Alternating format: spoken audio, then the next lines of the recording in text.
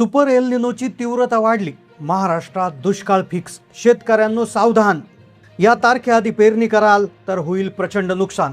तुम्ही जर महाराष्ट्रात राहत असाल, शेतकरी असाल किंवा सर्वसामान्य नागरिक असाल तर ही बातमी तुमच्यासाठी धोक्याची घंटा आहे। कारण की हवामान विभागाचा अंतिम अंदाज जाहीर झाला। यावर्षी मान्सून केवळ उशिराच येणार नाही तर तो चक्क दगा देणार आहे। होय, तुम्ही बरोबर ऐकलंय, महाराष्ट्रात दुष्काळ फिक्स मानला जातोय आणि त्याचं सगळ्यात मोठं कारण एल निनोचा वाढता धोका। हवामान विभागाचा जो दुसरा सुधारित अंदाज आलाय तो इतका भयानक आहे की ज्यामुळे संपूर्ण महाराष्ट्राचं टेन्शन आता टोकाला गेलंय। लोक वाट पाहत होते की पाऊस केव्हा येईल आणि उष्णतेपासून केव्हा सुटकी मिळेल, शेतकरी राजा आनंदाने पेरणी केव्हा करेल, पण आता ती प्रतीक्षा खूप लांबणार आहे। पावसानं आपलं रूप बदलायला सुरुवात केली असून आता या जिल्ह्यामध्ये दुष्काळ पडणार आहे याची यादी अखेर समोर आली। जून, जुलै, ऑगस्ट आणि सप्टेंबर मध्ये नेमकं काय घडणार, कोणत्या जिल्ह्यात किती पाऊस पडणार, कुठे जमीन कोरडीच राहणार याची आकडेवारी आता जाहीर झाली। तुम्ही जर शेतकरी असाल तर पेरणी कधी करायची, हवामान विभागाने दिलेला अंतिम इशारा काय आहे हे जाणून घेतल्याशिवाय हा व्हिडिओ बंद करू नका।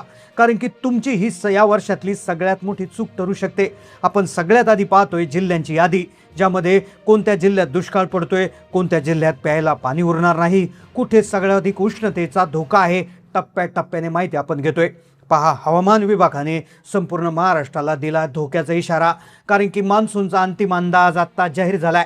कालपर्यंत पाऊस येणार बोललं जात होतं, पण प्रशांत महासागरात एक विचित्र घटना घडली आणि ज्यामुळे जगाच्या हवामानाचं चक्र उलटं फिरलं। कारण की सुपर एल निनो सक्रिय झालाय। ज्याची भीती होती तेच झालंय। आता नुसता पाऊस कमी पडणार नाही तर शेतकऱ्यांच्या पेरण्या वाया जाणार, पण त्याचबरोबर उष्णतेची अशी तीव्र लाट येणार आहे की मध्यरात्री सुद्धा अंगाची लाई होईल। त्यामुळे सरकारनं धोकादायक जिल्ह्यांची यादी जाहीर केली आहे। आता कोणत्या जिल्ह्यांमध्ये दुष्काळ, कोणत्या जिल्ह्यामध्ये उष्णतेची तीव्र लाट, किती टक्के कुठे कुठे पाऊस पडणार याची नवीन आकडेवारी आली। पहा, देशात सरासरीच्या केवळ 90% पाऊस पडणार आहे। आता ही बातमी ऐकून लोकांना आधी वाटलं होतं की फक्त 10%च पाऊस कमी पडतोय, मग त्याच्यात काय एवढं, पण लक्षात घ्या 90% पाऊस म्हणजे दुष्काळाची लक्षणं। याचा सरळ अर्थ दुष्काळ। मग कुठे पडतोय तो दुष्काळ? महाराष्ट्राचा जर विचार केला तर परिस्थिती अत्यंत गंभीर आहे। विदर्भ, मराठवाडा आणि पश्चिम महाराष्ट्र, ज्याला मान्सूनचा कोर झोन म्हणतो, तोच आता सर्वाधिक धोक्यात आलाय। याच भागात पाऊस सरासरीपेक्षा किती पटीनं कमी पडणार। आधी वाटलं होतं की पाऊस लवकर येईल, अंदमानात पोहोचण्याच्या गप्पा सुरू झाल्या होत्या, पण सुपर एल निनोमुळे पावसाचा प्रवास मध्येच रखडलाय। निसर्गानं अचानक रूप बदललंय। 26 मेची तारखेला सांगितलं होतं की मान्सून लवकर दाखल होतोय, केरळमध्ये मान्सून लवकर दाखल होणार, पण केरळमध्ये आता कुठलीच परिस्थिती नाहीये। मग विचार करा, महाराष्ट्रात तो किती उशीर राहील? उशीरच नाही, तो पावसाचा नाही तर मोठ्या संकटाची नांदी आहे। मग खरंच मुख्य मुद्दा हा आहे की मग कोणत्या जिल्ह्यामध्ये पावसाचं प्रमाण कसं राहणार? फायनल आकडेवारी काय समोर आलेली आहे? शेतकऱ्यांसाठी फायनल पेरणीची काय तारीख समोर आली? शेतकऱ्यांना नेमकं काय काळजी घ्यायची आहे? कोणत्या जिल्ह्यामध्ये उष्माघाताचा धोका असणार त्याचीच यादी आपण पाहतोय। सध्याची परिस्थिती पाहता राज्याचे मुख्यमंत्री यांनी हवामान तज्ज्ञांची एक बैठक बोलवली। बैठकीमध्ये मुख्यमंत्री, उपमुख्यमंत्री, अनेक हवामान विभागाचे तज्ज्ञ बसले होते। त्यांनी भविष्यामध्ये काय परिस्थिती असणार याचा आढावा घेतला आणि राज्यासाठी धोक्याची सूचना दिली। खरं तर 15 वर्षापूर्वी जेव्हा लातूरला रेल्वेनं पाणी नेण्याची वेळ आली होती तेव्हा सुपर एल निनोचा राक्षस महाराष्ट्रात सक्रिय झाला होता आणि तीच परिस्थिती आता पुन्हा 2026 मध्ये होते। इतिहास स्वतःची पुनरावृत्ती करतोय। यावेळी केवळ पाऊस नाही तर उष्णतेचं एक मोठं संकटही आपल्या उंबरठ्यावर उभं आहे। जून महिना उजाडेल खरा, पण तो पावसाऐवजी उष्णतेच्या लाटा घेऊन येईल असा धोक्याचा इशारा दिलाय।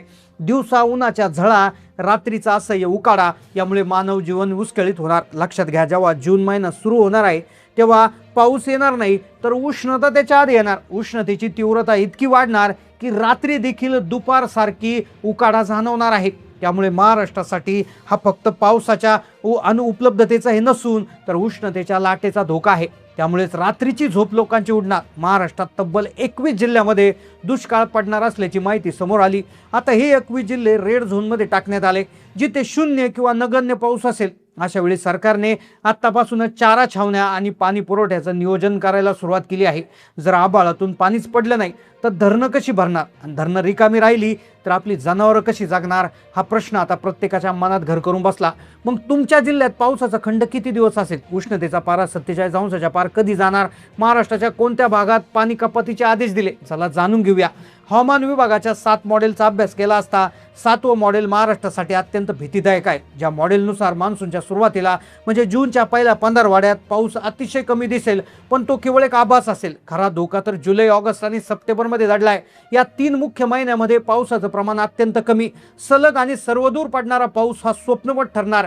केवळ तुरळक ठिकाणीच मध्यम पाऊस पडेल, पण जो धुवाधार पाऊस जो धरणं भरतो किंवा पिकांना जीवनदान देतो तो पाऊस यावर्षी गायब असणार. यामुळे शेतीचं गणित पूर्णपणे कोलमंडणार. पेरणीची घाई करणाऱ्या शेतकऱ्यांसाठी सर्वात धोक्याची सूचना.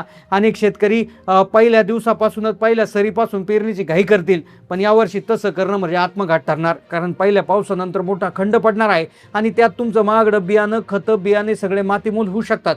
हवामान विभागाने हात जोडून विनंती केली की जोपर्यंत जमिनीत पुरेसा ओलावा मोजला जात नाही तोपर्यंत पेरणी करू नका. मग पेरणीची तारीख काय? कोणत्या तारखेनंतर शेतात शेतकऱ्यांनी पाऊल टाकायचं? नेमका किती पाऊस पडल्यावर बियाणं टोकायचं? पहा महत्त्वाचा आकडा.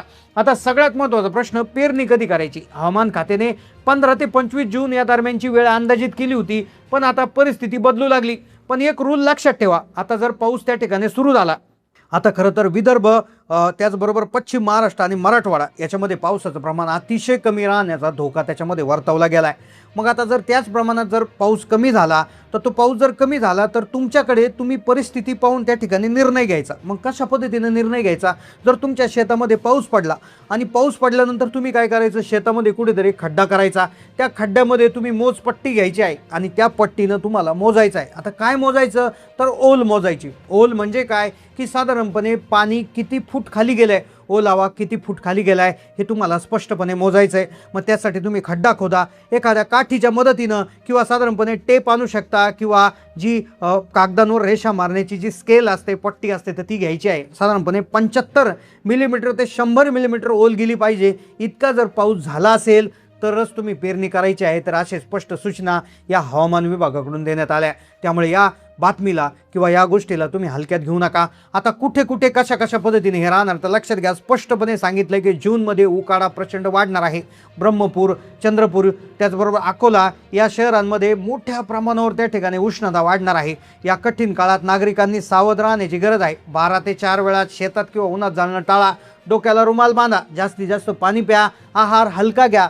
शेतकऱ्यांनी आपल्या जनावरांच्या चाऱ्याचं, पाण्याचं नियोजन आत्ताच करून ठेवा. पावसाच्या भरोश्यावर न राहता उपलब्ध पाण्याचा काटकसरीनं वापर करा. प्रशासनाने सुद्धा पाणी टंचाईच्या भागात टँकरची उपलब्धता त्या ठिकाणी करून दिलेली आहे. प्रशासनाने सुद्धा आता पाऊलं उचललेली आहेत. आता तुम्ही तुमची काळजी घेण्याची गरज आहे. जून जुलैमध्ये पाऊस थोडाफार साधारण राहू शकतो, पण ऑगस्ट सप्टेंबरमध्ये एल निनोचा धोका वाढण्याची शक्यता जास्त आहे. त्यामुळे ऑगस्ट सप्टेंबरमध्ये हा उत्तरार्ध खूपच धोकादायक ठरणार आहे. तर तुमच्या मते हा अंदाज तुमचा कशा पद्धतीनं असू शकतो? तुमच्या भागात सध्या काय परिस्थिती आहे? नक्की कमेंट करून कळवा. चॅनलला नवीन असेल तर सबस्क्राईब करा. धन्यवाद.